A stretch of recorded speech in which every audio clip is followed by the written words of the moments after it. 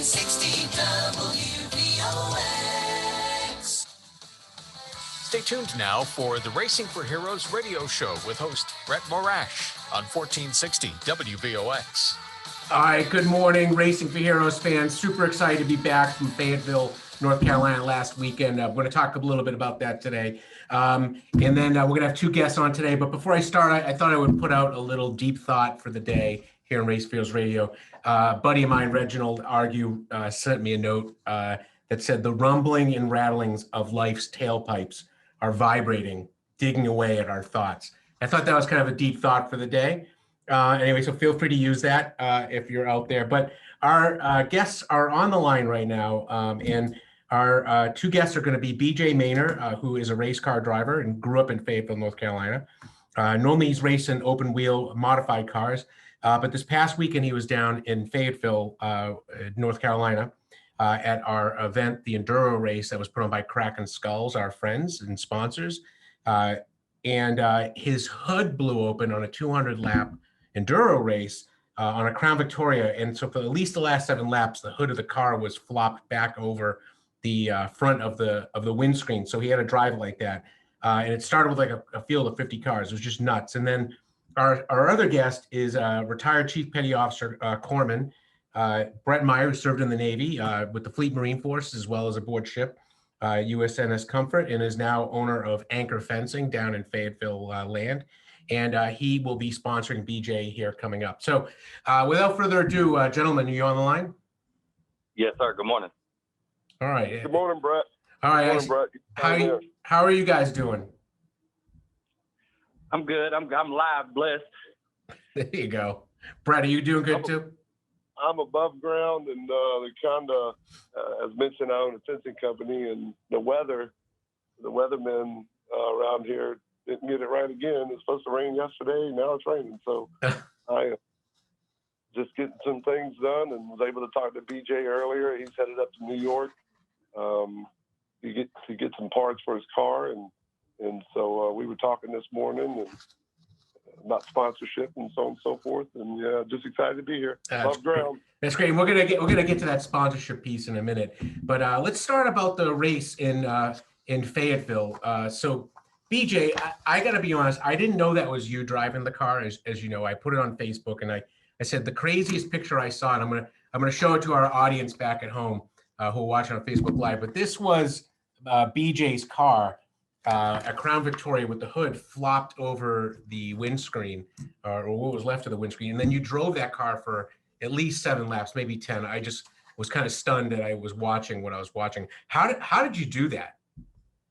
Well, first, it's my cousin, Zeb Osborne's car. He drove the first 100. I drove the second 100. Gotcha. Osborne Racing. He gave me the chance to go out there and do it. I ain't been in the seat in a while. So, but it was just, there was a bad loopy-loop down there in 1 and 2. And when I hit it, just the hood flopped up, and they was all trying to wave me in. And I was like, oh, no, we got 7 laps to go. We got to get this puppy on. And I looked, and I was doing like an Ace Ventura thing, sticking my head out the side of the window in the curves, and then going down the straightaway. I was looking kind of like in the middle of the dash. So it was fun, man. I laughed. That was the best fun I've had in a long time. No, it was good.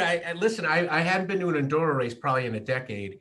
And, you started with a field of about 50 cars out there. And, pretty quickly, a lot of cars just kind of fell apart. There was this one poor BMW. It was like a 3 Series that got stuck up on the high turn up in 3, and he just couldn't get out of there. It was just absolutely awful watching that poor guy. And he must have been there for like 20 laps until I think it was the halftime point. Yeah. Yeah. And so how did you guys get into the Enduro racing? Where did that come from? Okay. Well, like I said, they Kraken Skulls is a local barber down here in Fayetteville. Mm-hmm. And they had been putting on the Enduro races. Big shout out to Kraken Skulls.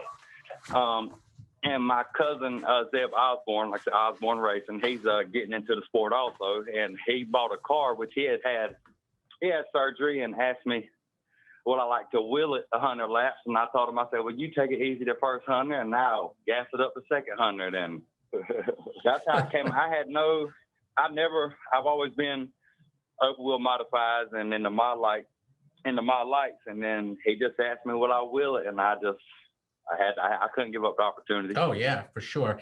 And actually, and I think that's where kind of Brett Maynor comes into the story, because Brett and I have known each other, I think probably for the past few months. Your brother Clayton is a longtime advocate for Racing for Heroes and has worked with us a lot in the past. And of course, you served in the U.S. Navy for over 20 years yourself. But you were calling me and you were asking about sponsorship. So I think it's just kind of one of those karma things, pardon the pun. But really was just like, I'm like, I know a guy. Yeah. So absolutely. I've through my brother Clayton, as mentioned, he has been working as an advocate for Racing for Heroes for many years. And having been stationed at Camp Lejeune 2000, 2005, I was able to help through bringing veterans up to the numerous Racing for Heroes events from years back. Yeah. One situation stands out clearly is I was able to reach out to Wounded Warrior Battalion and get a Wounded Marine up to the headquarters there in Alton, Virginia. Yeah. He participated in Richard Petty's pit crew for the weekend. Now, I didn't. I could have went. Like you said, you come. No, I didn't stop.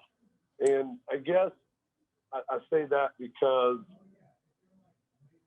once I retired, and once a veteran retires from the military, you're kind of, for lack of a better term, lost. And I always come back home. And so I'm here. I'm fortunate, blessed to be able to do fencing. Fortunate that I'm still above ground, like I mentioned earlier. So if I have the ability to help someone, and I'm fortunate to say that I build fences here in Onslow County throughout eastern North Carolina, trying to work with Racing for Heroes there to track, to do some fencing there around their facilities, to employ veterans as well. There's a lot of veterans that retire and they get out, and we're not going to go down the VA train this right now, but I'm going to do my part. I'm not going to sit on the couch. I haven't watched TV in probably 3 weeks. It's too much work to be done. And so reaching out to BJ through the connection that we made there at Racing for Heroes, having been, bringing people to Alton for quite a long time and eating the pizza place downtown and Aunt Millie's for their veteran weekends. Yep. Which is an amazing event that's put on by Mike and those guys at Racing for Heroes. There's something that motorsports does for the brain. I don't know what it is. I didn't stay at a Holiday Inn Express. I built fences. Yeah. And, they're going to figure it out. If there's a team that's going to figure it out, yeah, they're going to figure it out. But and so, I think that's an be a part of that. But I think that's a part of that, and here we are. But I think that's important, Brett, right? Because that's really the whole point of when Racing for Heroes, we talk about motorsports therapy, and BJ, maybe you can even talk to this. Is that there's no experience like being in that race car and being hyper focused on the driving and have that same adrenaline rush. And I think for those of folks in the military that had in particular kinetic end of things, they're replicating a lot of that same experience that they had. The risk might be different, but there's still risk and there's still the adrenaline rush, and there's still the buildup where you're working on your car, preparing it, getting it ready to be on the track. BJ, what do you think about that as far as like your sense of focus on the track? Yeah, absolutely. Myself, I came from a military background, and I one thing I got from my dad, I got his. I don't know if it's because when he got on me, he developed PTSD, and sure. So did I. And in that car, when I first get in there, I'm shaking, I'm nervous, I don't know what's going on. But when I'm out there on that track, it's like everything else just fades away. I get so hyper and so intense. Like the focus on it it's unbelievable. You never. I was telling my buddy here a couple of days ago. He's wanting to get his kids in it, and I was holding my hands out, and I was like, man, I said, if a family is like this right here, and I said they're not really bonding together. Mm-hmm. I was like, racing has brought my family so close here in the past year. It's unbelievable. Yeah, but I think that's also a part of the community building part that works around racing, right? And Right. Brett, let's go back to Brett for a second. Brett, I mean, you were in the military for a very long time, and obviously, it's sort of like the Chiefs mess, right? Where you get all the Chiefs working together like a little band of brothers, for lack of a better term. But it's that teamwork and the camaraderie part that I think really works around racing. And even though you might have an adversary out there, you can at least appreciate that they're doing kind of the same thing you are. Well, Brett, I'd like to reach back and talk to hit on something that I don't want to be overshadowed. That the BJ hit it when he said the PTSD part. But having driven and participated in several of these weekend events, and having brought veterans up there and Hey, Brett, drive back home. Sorry, you're broken. Drive back home. I personally don't want to leave there. It's that much fun. It's really that much fun, and that's real talk. I just retired. Like that, I've been in combat. I've done. I'm not gonna sit here and tell you my service records, but it does something. I don't know. And Lord knows, I will tell you this: I don't belong behind anything driven with a motor. I recently just wrecked a Razor a couple weeks ago. Oh no! I wrecked my four-wheeler. I wrecked my boat. That's real talk. I don't need it. Like I don't. I just want to support. I want to support BJ. I want to support Racing for Heroes. I want to support. I can't do it. I don't belong out there, but damn it if I can't support somebody. And that's where we're at. Well, Brett, if it makes you feel any better, we're going to have to get him in an enduro race. We are going to have to get him in an enduro race. But Brett, I got to be honest with you. Like I had a chance to go out on the track at VIR not too long ago in my car, and it was not pretty. So, I got a lot of work to do myself. But let's talk about sponsorships. So, BJ, can you explain how does a sponsorship really work on a car? I mean, we see these cars going around, and I mean everything from a small track like Fayetteville all the way up to NASCAR. You've got companies and stuff like that in there, people's names. How does that work, and what does it do for you? I think it's all about advertisement, because like I said, this is my second year going into it. It's all about really advertisement and word of mouth. Mm-hmm. If somebody wants to be, just like with the bigger cars, if somebody wants to be on the car, they have a certain amount, or say that this guy wants to get his business out there. Mm-hmm. Well, we'd love to have it at we've raced several different tracks. We've raced all the way to Little Rock, Arkansas. We run Lakeview Motor Speedway, Fayetteville Motor Speedway, Rockfish Speedway, all around. It just varies. Bigger cars, which cost a little bit more, sponsors they're going to want a little bit more money, not sponsors, but the driver's going to want a little bit more money to advertise your logo. And you're racing what, open wheel modified, right? Minis, or is it full size one?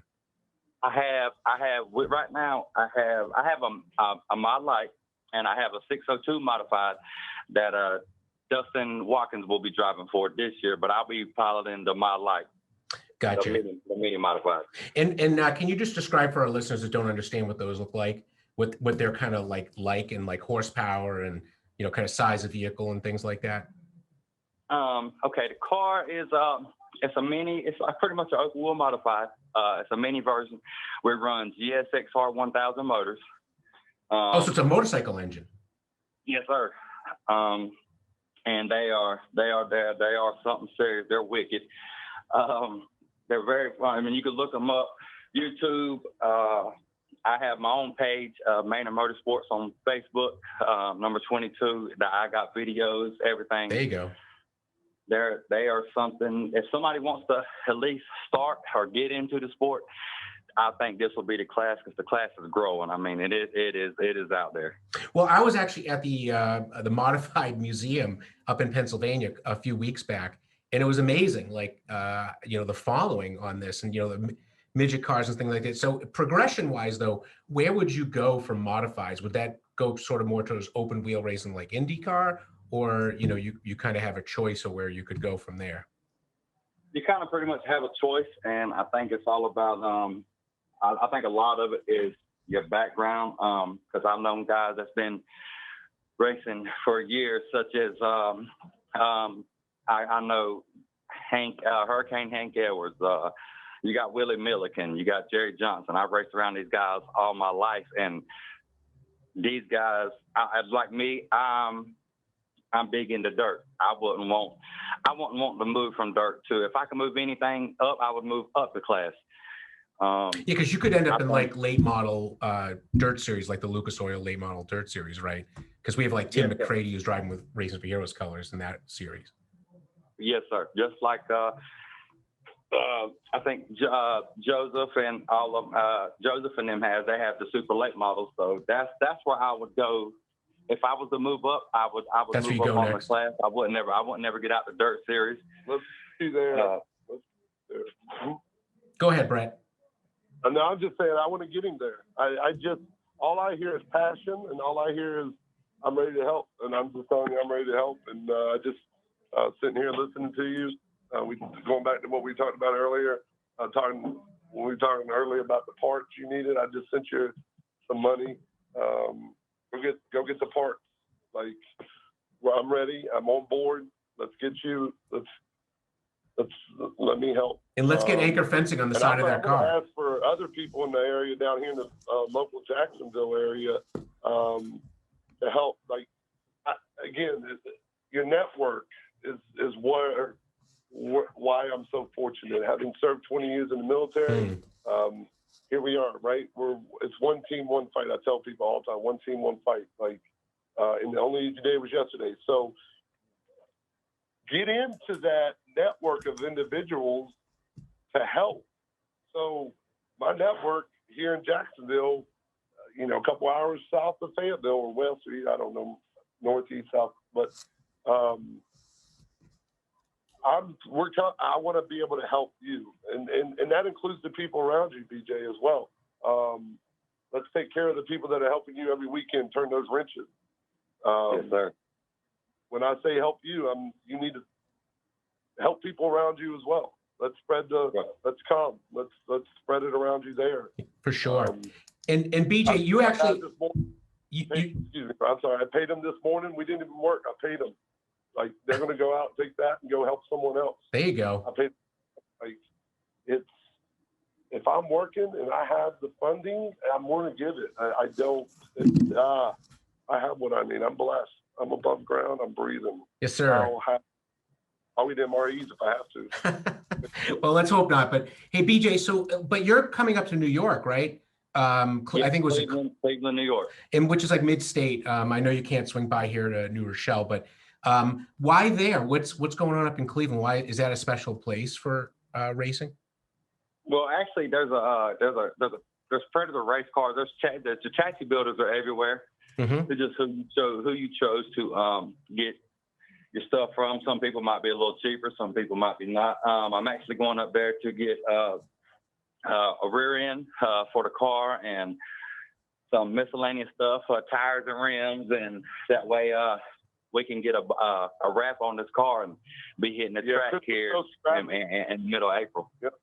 And if someone, I was gonna say, if someone wants to sponsor you and they want to help you today, because I know you're northbound here pretty quick, how can they help you? Where can they just call you on the phone? They can call me. They can hit BJ Maynor on Facebook. Like Maynor's Motorsports on Facebook. You can email me at bloodbroryan@gmail.com, or my phone number at 910-605-7379. They can, if they would like to come on board, Mr. Brett is working with I think one of his companies or another company with the wrap on the car, and if they want to come on board, we could figure out whatever they want to do, whatever they want to help me with, and that way I can get before this wrap goes on the car, get them with on the wrap also, so I can advertise their business also. Roger. And so let me just go with that again. So it's Blood Brian. I'm sorry, Blood Bro. BLOOD BRA Ryan at gmail.com. So Blood Bra Ryan at gmail.com. And then your cell is 910-605-7379. 7379. So 910-605-7379. Got it. And so anyone out there interested. So let's quick change of gears here. Let's as we kind of enter the last few minutes of our show. BJ, why don't you tell us your favorite driving story ever? Oh man. Or pick one of the many. Favorite driving story. I have to say favorite. There's a few favorite. My favorite is the short track shootout last year. I had got a brand new car, and my driver, Dustin Watkins, we had all intentions of going to win this race the second time the car out. No, it wasn't the short track shootout down at Lakeview. Sure. My mother-in-law passed last year of cancer and lupus.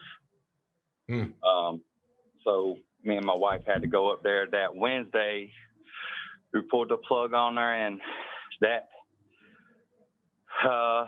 Saturday, Dustin looked at us. Second time the car's been on the track. And he looked at me and the wife, and he was like, y'all, he said, I'm bringing this one home. I'm going to get y'all's first win. And he went out there, started on the outside pole, and within 3 laps, he took another good driver, Morgan Johnson. He passed her on the high side. She's a female driver. He passed her on the high side and never looked back. And when he got in that winning circle, man, it was just all the emotions, everything just was like everything that I worked for, we worked so hard for, finally is coming together. That's a nice story. I think that was one of the best races, the best, it means the more to me than anything. Yeah. Well, she was certainly smiling down on you in that day. So that's for sure. That's awesome. That's for sure. That's an amazing story. So Brett, how about you? Like, what's your favorite racing story, if you have one? I don't have really, I guess, a driving story. Yeah. Many a times that I've been to racetracks, going to Martinsville Motor Speedway. Yeah. In Charlotte. I went to the last Rockingham race that they had. I've been to Darlington. I've been to Charlotte, stayed the weekend, been to All-Star Weekend, stuff like that. I always gravitated to motorsports. Again, I think the reason I gravitate the most, I was thinking about this once I received the invite. Well, and I knew it was, being a racing show, I was going to probably be asked this question. So I said it earlier, I shouldn't be behind the wheel. There's something I shouldn't do. Yeah. That's it. And that's real talk. I would love, but I shouldn't, because I do better outside the car. Know that my heart's in the car. Yeah. And if it's through my pocketbook, for lack of better terms, I'm with you. Like, I'm there. Like, but I would like to talk. I know the show about sponsorships. You got 2 minutes. I do have a couple other sponsors and companies that I'm fortunate to be a part of. One of them is called Feather Raft. It's a 4x8 platform boat. Yeah. Built in Sesto, California. It's a veteran-owned company. Fortunate, he's been on Shark Tank, went through the auditioning. Amazing individual. Amazing. 2004, he's opened it up, and he's just been working on it. He's a school teacher, wants to be a school superintendent. That's his goal, and he has this amazing product with him. So we'll talk about that. And so the money's not just coming from my company, Anchor Fencing, here in Jacksonville. I also own a manufacturing company called Anchor Up Manufacturing as well, and people are like, what are you manufacturing, Brett? Let's manufacture dreams. Like, There you go. that's where I'm at. Like, I have done nothing with this manufacturing. I paid LegalZoom, lots of money. It's a leather-bound company sitting right there. I'm looking at it. I don't. Can you put a price tag on dreams? Can you put no, you can't. So there it is. I own Anchor Up Manufacturing. We're going to get you some money, BJ, if I have to do it myself. There you go. You're an amazing individual. Just talking with you. You're right up the road, Racing for Heroes, and having this opportunity is really good for us, BJ. And I know myself, and you sound like you've been doing it for a long time. Me, this is new. I served in the military for 20 years. This marketing and advertising and doing this type of stuff, I need to learn it. Hey guys, I gotta do a check fire there. Thank you, Brett. Thank you, Racing for Heroes. Guys, it's the end of the show. I'm so sorry. Listen, I didn't mean to cut you off, but I'm BJ. I wish the best for you. I hope that you have no room left on your car to put sponsorship logos or names. I hope everything works out great. And for Racing for Heroes fans, just to let you know, we'll be back next week, same time. And keep straight on the track and drive fast. That's all I got today. Take care. Bye.